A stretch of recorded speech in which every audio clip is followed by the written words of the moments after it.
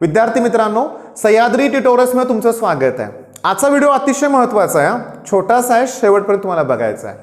माझा अनुभव काय सांगतो माहिती आहे का, की ज्यांचे पर्सेंटाइल कमी आहे ना त्यांच्यासाठी ऑप्शन फॉर्म भरणं खूप सोपं आहे, पण ज्यांचा पर्सेंटाइल जास्त आहे 95 पेक्षा जास्त आहे, ओके 98 99 प्लस पर्सेंटाइल आहे, एखाद्या कास्ट मधून तुम्ही असाल तर तुम्हाला ऑप्शन फॉर्म भरताना अतिशय काळजी घ्यावी लागणार आहे, खूप काळजी घ्यावी लागणार आहे। का रिझन काय त्याच्या मागचं, तुमचा पर्सेंटाइल असा अज्युम करूया 99 प्लस 99.9 आहे समजा, मग या वेळेस तुम्हाला VJTI ला पण ऍडमिशन मिळू शकतं, COEP ला पण मिळू शकतं, ओके बरोबर आहे, तुम्हाला PICT ला सुद्धा मिळू शकतं। मग अशा वेळेस ऍडमिशन म्हणजे ऑप्शन फॉर्म भरताना तुमचा जो ऑर्डर आहे, तुमचा जो क्रम आहे ना तो अतिशय परफेक्ट असला पाहिजे, ओके। होतं काय बघा की हा जो मी म्हणतो क्रायटेरिया आहे की ऑप्शन फॉर्म अतिशय व्यवस्थित भरायचा आहे, हा ऑलमोस्ट सगळ्यांनाच होतोय।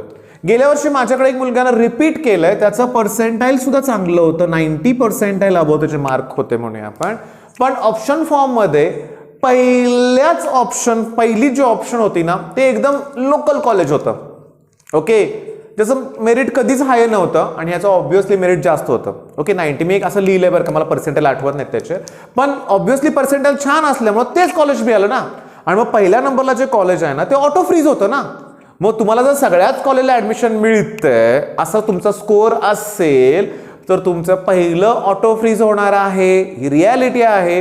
त्यामुळे तुम्हाला पहिला ऑप्शन फॉर्म जो भरायचा आहे ना ते कॉलेज तुम्ही बघून या, हे नेहमी सांगतो मी, लक्षात घ्या। तिथल्या सिनियर्स कोण असेल तुम्ही त्यांच्याशी बोला, फॅकल्टीज कसे आहेत ते बघा, प्लेसमेंट होणारच आहे रे तुमचं। मी तुम्हाला सांगू का, ज्यांचं पर्सेंटाइल हाय चांगलंच आहे, मी तुम्हाला सांगू का, ज्यांचा मेरिट नंबर 5000च्याही कमी आहे ना त्यांचा स्कोर हा बेस्ट आहे बरं का। पण इथं मी नाराज मुलं बघितलेत, म्हणजे एक स्टुडंट माझ्याकडे होता, त्याचं पर्सेंटाइल 98.6 पर्सेंटाइल आहे, प्रचंड नाराज। सीईटीचा स्कोर मात्र 153 होता बरं का। म्हणजे नाराजी का होते माहिती का, की 153 पेक्षा कितीतरी कमी स्कोर असणारी मुलं, थोडासा कमी असणारा स्कोर असणारी मुलं 99 पर्सेंटाइल मध्ये आहेत, पण 153 पडून पण 98.6 असेल, थोडीशी नाराजी असते। पण मी तुम्हाला सांगू का, तुम्ही बिलकुल नाराज होऊ नका, एवढी जी मुलं आहेत ना ही टॉप मधलीच आहेत, लक्षात घ्या। आणि माझं म्हणणं नेहमी असतं, टॉपर्स तर आहात तुम्ही, तुमचं कॉंग्रॅच्युलेशन्स, तुमचं अभिनंदन तर करतोयच मी, पण इथं मी सांगतो थोडंसं बघा, या लिस्टमध्ये आपण नाहीये, 95 पेक्षा कमी पर्सेंटाइल आहे म्हणून आपण कमी असं बाकीच्या मुलांनी कधीच मानू नका, ओके। त्यामुळे होणार आहे काय बघा, की ऑप्शन फॉर्म भरताना तो व्यवस्थित भरा, पहिल्या नंबरला असं कॉलेज असेल जिथं मिळालं तरी रिग्रेट वाटायला नको, ब्रांच सिलेक्शन व्यवस्थित करा, CSIT असं करू नका, तुम्हाला CS लाच घ्यायचं असेल तर कॉलेजमध्ये CS ची लिस्ट अगोदर असू दे आणि मग IT ची ठेवा, नाहीतर काय होणार आहे की CS नंतर ITचं मेरिट ऑलरेडी कमी असतं, थोडंसं मिळून जाईल तुम्हाला। त्यामुळे तुम्ही काय करायचं आहे, ऑप्शन फॉर्म व्यवस्थित भरायचं आहे।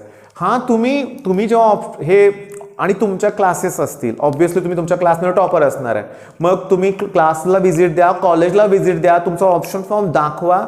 बऱ्याच आता बघा, आमच्या इथं पण इंजिनिअरिंग कॉलेजेस भरपूर आहेत साताऱ्यात, 99 पर्सेंटाइलचा एखादा स्टुडंट तिथे जात असेल तर मी अनुभव घेतलाय की कॉलेजमधले शिक्षक योग्य मार्गदर्शन करतात, असं नाही म्हणत की घ्या आमच्या इथं म्हणून, ते सरळ सरळ सांगतात। तुम्हाला सांगू का, माझ्यात एक स्टुडंट होता बघा, मी काय सांगतोय 2 वर्षापूर्वी, आणि त्याला JEE ला ना 97 पर्सेंटाइल होते बघा, मी तुम्हाला सांगतो बाय लक त्याला ते मिळालेले होते, ओके, नशिबाचाच पार्ट होता म्हणूया आपण।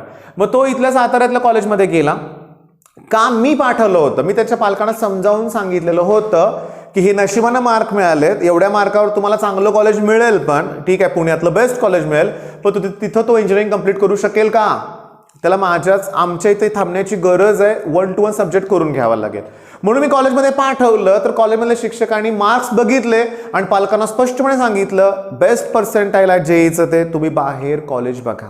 म्हणजे मला सांगायचं काय होतं माहिती आहे का, की तुम्ही तुमचा ऑप्शन फॉर्म तुमच्या लोकल जवळच्या कॉलेजमध्ये दाखवा, ओके, कधी तुम्हाला कोणी ते फोर्स नाही करणार, पण योग्य मार्गदर्शन मिळेल, खूप गरजेचं आहे ते।